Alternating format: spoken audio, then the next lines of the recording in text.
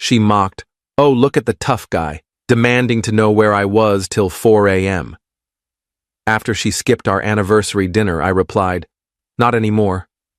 She didn't know I'd already tracked her location to her ex's place. The locks were changed before she woke up that afternoon. I'm 31, male, and was with Lily, 29, for 4 years, engaged for 6 months. Our anniversary was last Tuesday, not just our dating anniversary, but the day we got engaged. A big deal for us, or so I thought.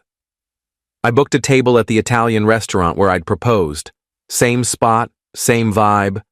Pulled strings with the manager, a college buddy, to make it happen. Told Lily 3 weeks in advance. Added it to both our calendars.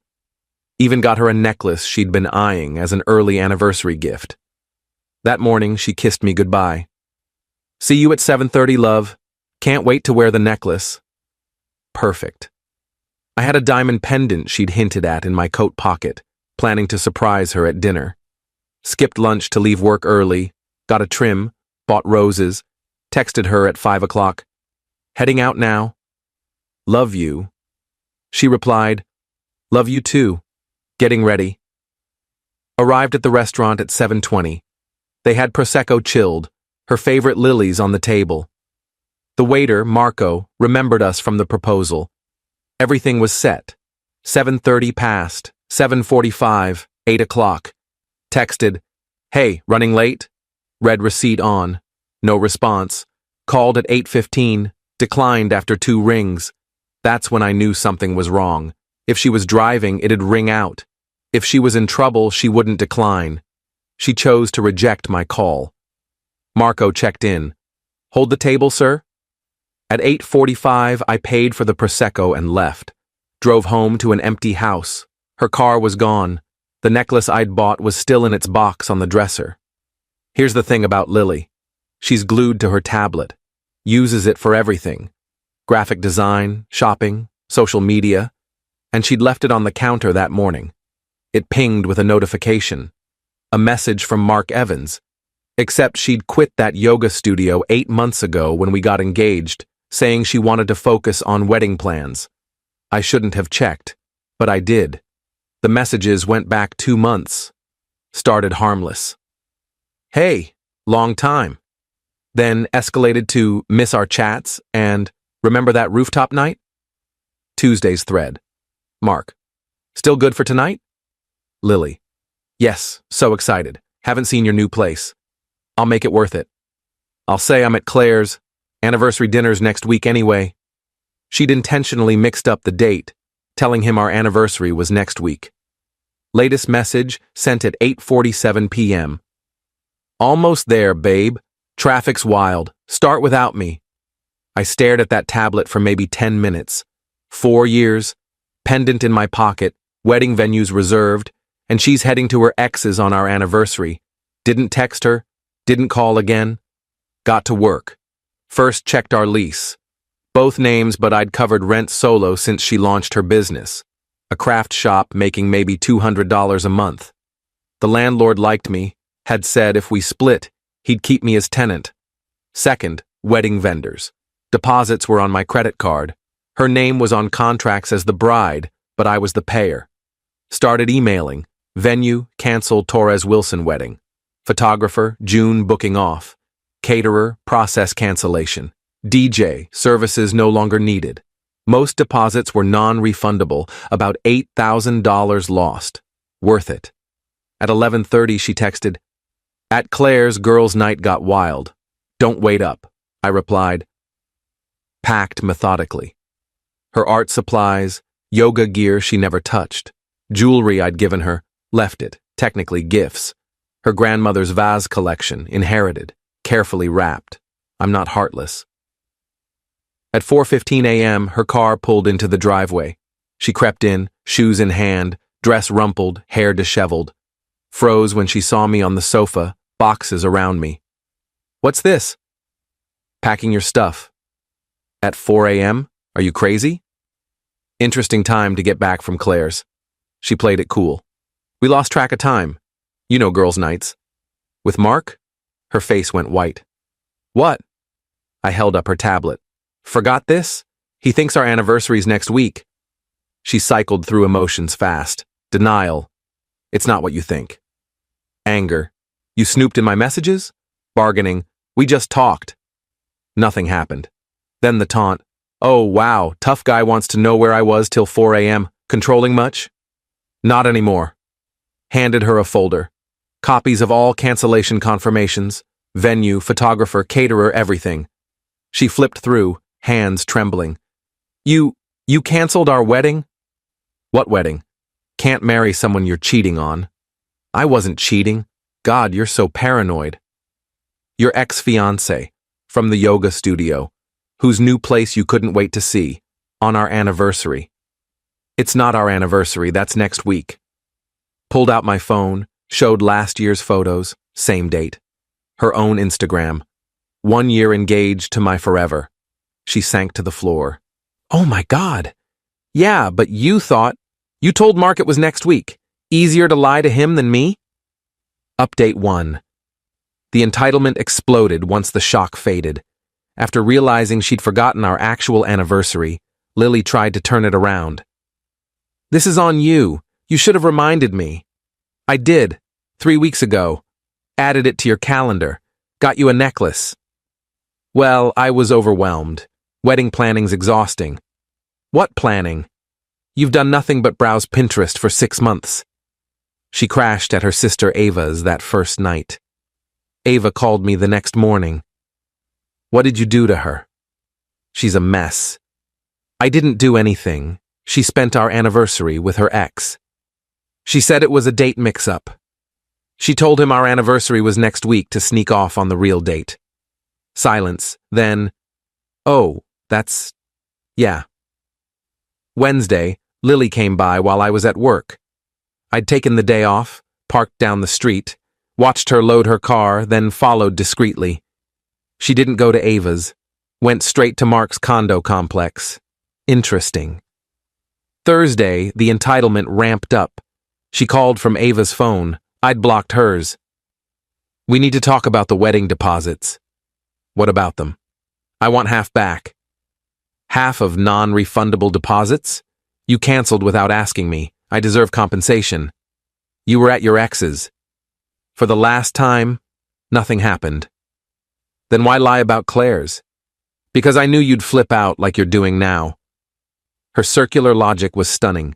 Cheats, lies about it, blames me for reacting to the lie. No compensation. I paid all deposits, my name on the receipts. That's financial abuse. That's consequences. She hung up. 20 minutes later, a PayPal request for $4,000. My half of wedding deposits you stole. Declined. Blocked on PayPal too. Friday, she made her worst move. Posted on social media. When insecure men cancel your wedding because they're threatened by platonic friendships. Ladies, trust your instincts when something's off. Dodged a toxic bullet. Comments started supportive. Then our friend Nate chimed in. Wait, didn't you skip your anniversary dinner to hang with your ex? Lily. It was a misunderstanding. But you told him it was next week? Sounds like deliberate deceit orthodox.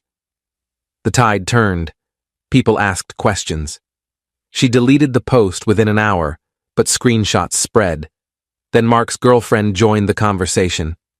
Yeah, Mark had a girlfriend. Sophie, together 8 months. She saw the screenshots and messaged me. Was Lily at Mark's Tuesday night? According to her tablet, yes. That lying. He said he was at a work event.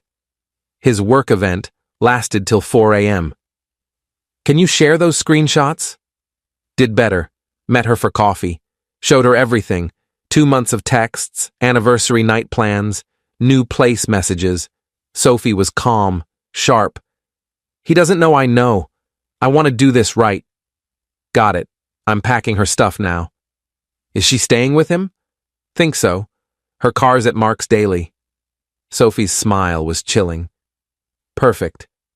Saturday afternoon, a text from an unknown number. This is Mark. We need to talk, man to man. No thanks. Lily's staying here and it's causing problems. She needs her stuff from your place. It's packed. Ava can grab it. She says you're holding her grandmother's vases hostage. They're wrapped in the garage, like I told her. Look, I don't want trouble. Sophie's suspicious, and Lily needs somewhere stable. The nerve. He wanted me to take back my cheating fiancé to save his relationship. Not my problem. Or Lily's. It's yours and Sophie's. You told Sophie? She asked. I answered.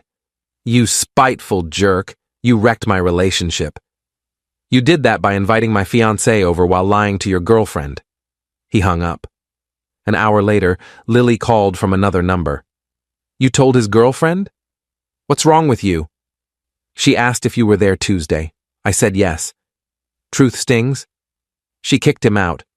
He's homeless because of you. He's homeless because he cheated. You're homeless because you cheated. See the pattern? Where am I supposed to go? Not my problem. Final update. Watching Lily and Mark's fantasy world collapse has been almost cathartic. After Sophie kicked Mark out, he tried moving in with Lily at Ava's. Ava shut it down. I'm not housing my sister's affair partner. Are you crazy? So there they were. Two cheaters. Nowhere to go. Mark landed in a motel. Lily bounced between Ava's couch and her parents' place 2 hours away. Then, Lily's entitlement hit new peaks. She started a crowdfunding campaign. Help me recover from financial abuse. Claimed I'd trapped her financially and canceled her dream wedding as punishment. Goal, $10,000 for rent and moving costs. She raised $50 from her mom. Meanwhile, Mark faced his own fallout. Sophie was his business partner in their yoga studio, 60% hers, family funded, 40% his. She offered a buyout, fair value minus his work event hotel costs. Turns out Lily wasn't his only side piece. Sophie had receipts, credit card charges, security footage of him with other women, not Sophie. Mark's fitness world reputation tanked, lost his Instagram verification. Supplement sponsors dropped him, from yoga influencer to unemployed in 2 weeks. Lily tried to stand by him, posting about rising from ashes together. Then she learned about the other women, called me sobbing from her mom's phone. Did you know? Know what? That there were others, that I wasn't special. I knew he was a cheater. Details are his problem. How many? Ask Sophie. She's got spreadsheets. Spreadsheets? Color-coded. She's thorough. Her broken wail almost made me feel sorry. Almost. I ruined everything for nothing. The wedding, the apartment, United States, for someone with 3 other girlfriends. 4, including Sophie.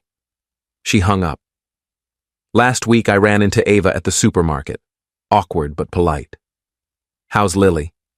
At our parents', working at Dad's lumber yard. Deleted her social media after, Mark? Moved to his mom's out of state. Sophie bought him out cheap. Good for Sophie. Yeah, she's thriving. Studio's up 40%. We parted ways. That night, a text from Lily's old number. She must have reactivated it. You'll probably delete this, but I need to say it. I threw away 4 years for 2 months of attention from someone who didn't even know my full name. You deserved better. Ava told me about the pendant. I'm sorry. Not asking forgiveness. Just needed you to know. I didn't reply. Nothing to say. The pendant? Returned it. Used the money for a solo trip to New Zealand. Always wanted to go. Posted one photo. Pure scenery. No caption needed. My apartment's calm now. Started dating Sarah from my hiking group. She values anniversary dinners and hasn't mentioned any yoga exes. Lily's in her hometown, probably selling nails at her dad's shop. Mark's teaching aerobics at a community center somewhere, per fitness gossip. They both played games.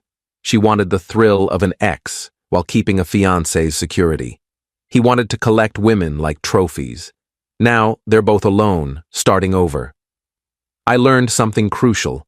When someone shows their true self, like skipping your anniversary for their ex, believe them the first time. The locks didn't just change that night, everything did. And honestly, best $8,000 I ever spent. Small price to dodge that bullet. Not anymore, Lily. Not anymore.